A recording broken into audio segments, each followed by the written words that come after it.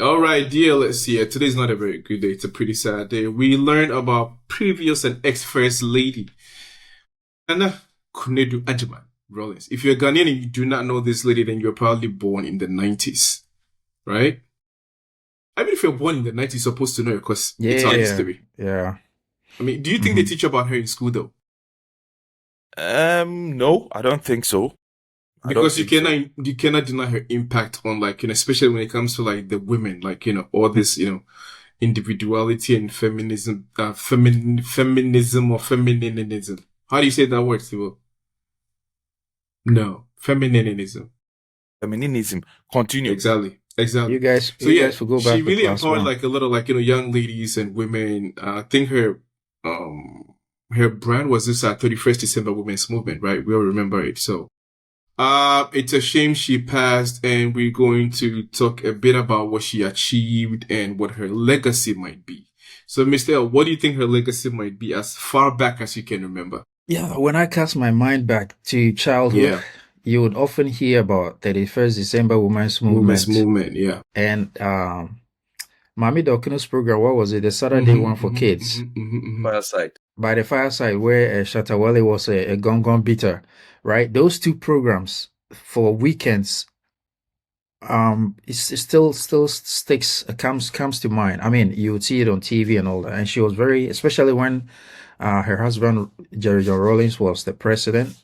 She was very active with women activities, women empowerment, and that kind of thing. And in general, she's carried herself really, really well. She dresses decently all the time. She didn't involve herself in all those controversies. So on the whole, she was a well-respected woman. Yeah, Mr. S. I read somewhere a lot of people do say the same thing, that she was pretty much just walking in the shadows of her husband, right? Because we know her husband was bigger than life, right? Mm-hmm. So people were saying her influence was not really of her own. She was just kind of using her husband as a crutch to gain some sort of influence. Do you think it was her own influence, power that she kind of tried to impact the young ladies of the country, or she was just riding on her husband's fame and popularity? But it's dumb to say that, because the husband was a leader of a country. Mm-hmm. What do you expect her to do? You could see she had something, right? She had something. Mm-hmm. Whether she used it to the fullest, it's another topic we can talk about. Yeah. But what I came to see, I feel she did marvelously well. And by the support of her husband. And actually, when you look at her, she's the epitome of a wife. Mm-hmm. You understand? She knows her role. This is what I take care of the home. My husband is the most busiest man. I make sure the kids are okay, the family oriented, no controversies, no. And later on, when they were a bit older, that is when we were hearing that Opanago, get some picky for somewhere. But yeah, we all heard that. But when they were in government, you never heard something, and she never came out making dramas and imagine, So for me, that alone, I respected her for that. You understand? Yeah. Knowing her role as a wife, as a mother, right, in the family, and that's and then as a mother for a country, right? Yeah, she was right, and she actually led that role perfectly. Yeah, I think I really remember her. She was really, really active. There was never a moment you're gonna turn on the TV and not see Nana Konadu Agyeman Rawlings. She was all over the place. All right, so Mr. L, do you really think she really had a lot of impact on the society, as we say we're led to believe? If you look at the society in Ghana today, right, are women empowered? Can you see her work in the women in the country now, currently?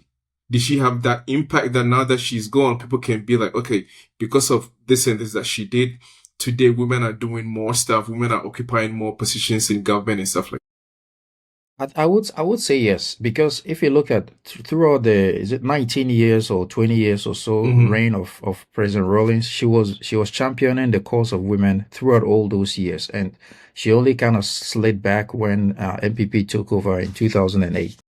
But then, if you look at what our history and all that happened through, like all the coup d'etats before Rawlings came to the scene, women were not really, even just politics, right? It was almost always entirely like covered by women. Men If you look at our dominated, yeah. political history, yes, most of the heroes, so-called heroes, are men. So her impact and also her, because she's a strong figure, right? And Yeah. also the influence from the 31st December Women's Movement, which she used to champion the cause of women, actually brought this women to the limelight. And so you can see that from the PNDC time until now, women have actually come to the limelight, heading organizations and being appointed into political office. So yes, I would say she had an impact. Yes, she has paid her dues, right? Mm-hmm. Yeah, Mr. S. Do you honestly see? I mean, we had like elections not too long ago, but they kind of like female representation was minimal at best, right? There were not too many women in there. Do you think if she were to get back to politics? I mean, I know it's not possible, but just hypothetically speaking, right? Do you think she should have had a chance of being a president compared to those that were on the election ballot paper? See, don't get me wrong, she was loved. That I Mm-hmm, can mm-hmm, say, I mm-hmm. can say for a fact she was loved. But the reason why I might go with the answer that no is that if you look at our body politics or even Ghana, in our culture, it is with the society find it extremely difficult to allow women to lead, right? So just for that reason alone, I Yeah. think they wouldn't have given her the power. You understand? Because I think she tried it or she Ye- wanted to do something like that, Yeah, but it yeah. didn't really. Mhm. Yeah, it Yeah. didn't really pan out the way she wanted it. Mm. But if it was a different society, right, that accept willingly like women to be like push. Now things are changing a little bit, but Mm-hmm, mm-hmm. But it's very slow. it's very very slow. But with her qualities, she Yeah. would in other countries she will win hands down, hands down. Yeah. Yeah. Do you believe any of her kids can pretty much, I mean, of course they're like, they're different people and they have their own like, dreams and aspirations, but do you think any of them can do what she did or the bare minimum emulate what their mom did? Not to say that they have to take the same, direction, but do you It will see be that they have unfair. that? Yeah. Like, to We're me, not I comparing. feel I'm just saying, no, do no, you no, see not their mom compare, in not them? compare. Yeah. I just feel it will it. You see, what I know that the kids they've gotten these opportunities not only because they are smart, they've gone to school, they've learned, but it is because their parents they were in politics, right? So it gives them the opening. But the position, the husband reached, or for the position they reached as a couple, right? I don't think their kids will get there. Maybe sometime. Zenato looks like somebody who is on that path, Mm-hmm. but for now, the influence alone the mother had on women in general in Ghana, Zenato has not reached half of it. Yeah, So of yes, course, of she course. still have time on her side, but I think it's okay. Sometimes you just have to let things be. Your mother, your parents did so well for a country; they've contributed. The little you can also impart. Just do it and then go your way.